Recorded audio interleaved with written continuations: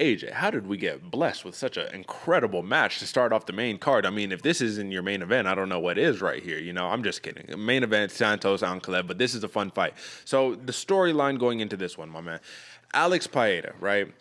He's knocked out 4 of his 5 MMA opponents thus far. In his sole loss, he was submitted in the first round in his MMA debut, right? He's a very decorated kickboxer, bro. You know what I mean? He has a 33-7 kickboxing record, 21 KOs, and 2 wins over the current champ, Israel Adesanya. That's the big storyline going into this one. But for Bruno Silva, who on his hand is seeking his 8th win in a row, he's currently on a 7-fight knockout streak, not just a win streak, but a knockout streak, and he holds an astounding 86% knockout rate, 19 knockouts and 22 wins. But 5 of his 6 losses have come via submission. We're not going to have to worry about that against a kickboxer like Pereira, but this is a smash spot. This is a somebody go to sleep spot. This is a why is Bruno Silva a plus 150 underdog spot? However, I can understand why, because I don't think I've ever seen a nastier left hook in my life, aside from Mike Tyson, than from Alex Pereira. He stiffs people with this left hook, brother, time and time and time again. Did he need it in his last fight against Andreas Michailidis? No, he needed a flying knee straight to the dome, a couple punches. We'll finish that one off. I want you to take the floor, AJ. Just give me your take on this matchup in its totality. We know how good Bruno Silva is, but I still think that this is a little bit of an uphill battle. Even though I was saying, why are the odds like this? I still think this could be an uphill battle against the power of Pereira if Bruno decides he just wants to strike with him and not use his jiu-jitsu. So take the floor, brother. What do you think? Man, I agree with you, Derek. I think it's an uphill battle both ways, to be honest with you, man. Because if Bruno Silva, just stays on the feet, just stays in the striking battle, lives in the lion's den against Alex Pereira. This is our Pereira, however you say that, butchering names. This isn't a name podcast, folks. Either way, if he stays in the lion's den against Alex Pereira, this is going to be a very interesting fight because Bruno Silva is very dangerous in the blitz, man. This dude has all the power, but what happens when you're blitzing and then you're staying on that singular path with a slick striker that can step off the line and hit you with that bomb of a left hook? Man, it makes for some fireworks to be had in the octagon, but at that same point, Bruno Silva has the X's and O's to be able to drop down, get this fight to the ground, get Pereira in those deep, bloody waters that we like to see, where he doesn't know exactly what's going on and makes this a mixed martial arts fight. How this unfolds, I don't know, because Bruno Silva, does like to throw those hands, get in those firefights, and sit back and literally, this dude's on a roll for just power, explosion, and fast fury fights, man. This dude is very entertaining. There's a reason he's on that first fight on the main card. I'm a little surprised to a point about those the underdog, the betting odds, I'm a little surprised he's the underdog, but I can see why, because Pereira is such a up and coming, has so much like talent and skill behind him and praise, especially you beat the champ twice, knock him out in one of those. And on the video, you can see him talking shit. It makes a little bit of intrigue. So I can see why people hold this dude in high regards. But my question's all about the ground game. If the hands and the feet kind of start to fail and Bruno Silva shoots that takedown and gets things to the ground, how well will Pereira do? That's a big question for me. How well do you think he's going to do, Derek? Is he going to be a fish out of water? Is he going to hold his own down there? Well, you remember in the Michailidis fight, he had him down on the ground early, but Pereira was able to walk to the scoot himself, but scoot over to the cage, use the cage as his best friend, get up to the feet, and once he got back up there, the next shot of Michailidis, you're a little tired now, right? It takes a little energy to try to get me down. You got to think about the frame. This is the big thing for me. The frame of Alex Pereira is the important thing. He's 6'4", 79-inch reach, so that's the big thing. Is like in a striking battle. This is the problem, AJ. I had actually heard rumor. This was not a rumor, right? Word on the street, Now this was like an interview or something like that where Bruno Silva said he was like, I'm going to be striking with Pereira. Like I'm not no scary cat. I'm not going to Habib this. I'm going to go out there and I'm going to go out strike him. This is what I do. And you see him in all of his fights, man, where it's like he's just playing with fire all the time,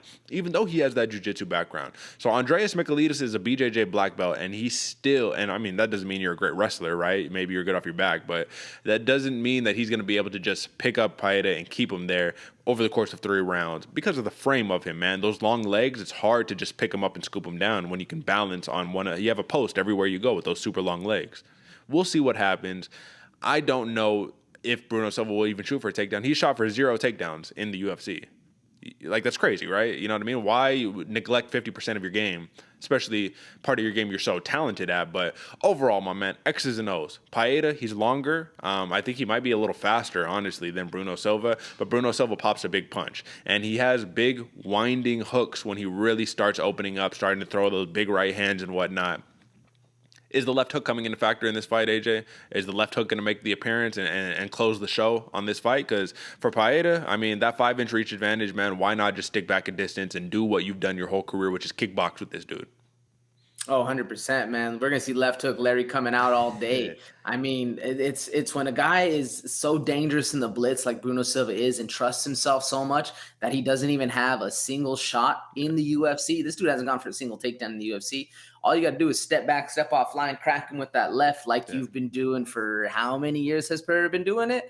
Yeah, I think we're going to be seeing. And to me, I don't know if it's game or a little bit of a gamesmanship from Bruno Silva saying he's going to stand there and bang. Yeah. But that's a dang. This dude's playing with some fire right there for sure. Yeah, you can never necessarily trust what these people are saying pre-fight, man, because it could be gimmick. It could be to get into the head of the other fighter.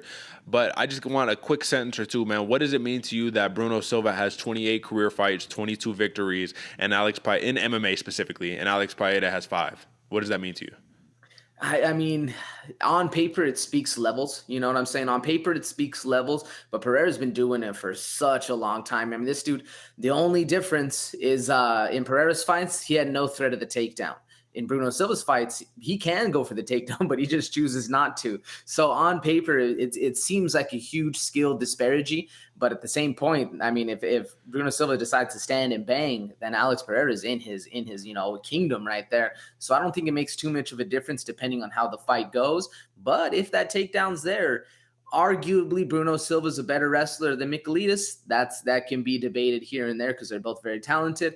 But if Bruno Silva doesn't shoot, then it's all negated, and we're seeing a standing battle right there, man.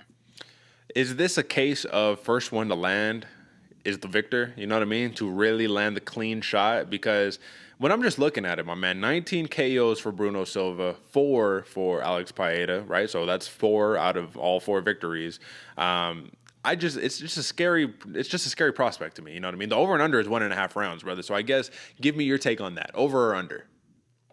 Yeah, I mean, it's looking at it, it does seem like the first one to land, especially land a crisp combo, is going to be the one to win because a lot of these fights are ending in the first round one. Yeah. I mean, I'm looking at Bruno Silva's right now. He only has 2 that made it out of the first round, at least within his last 6 or 7. And same thing for Pereira, man. This dude is a first round finisher, so I think it is first one to land. I'm taking the under. Taking the under. I think it's going to be going pretty quick fight. If this one ends in fisticuffs, it's going to be a very quick fight. All right, and with that being said, I do think this one will end in fisticuffs, and I do think Paeta will get the victory right here. I'm taking the under as well. I think he knocks out Bruno Silva in this fight, man. I just think that he's not going to be that hot flash in the pan. I think that with his frame and his size and his kickboxing experience and that crazy left hook, I think he's going to be hurting a lot of people, and it's going to be tough to get in, close the distance on him. And honestly, brother, a big win over Bruno Silva and a couple more big wins, I don't see him being very far away from fighting Israel Adesanya in the near future. And the man does have 2 wins over him, so we'll see what happens. So who do you got in this one, brother?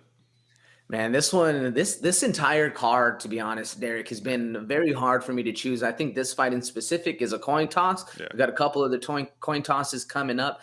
But I'm taking Silva, man. I'm betting on the dog. I'm betting on the underdog right here. I'm going Silva, KO, round 1, late round 1 at that, but still a round 1 finish. So taking that under.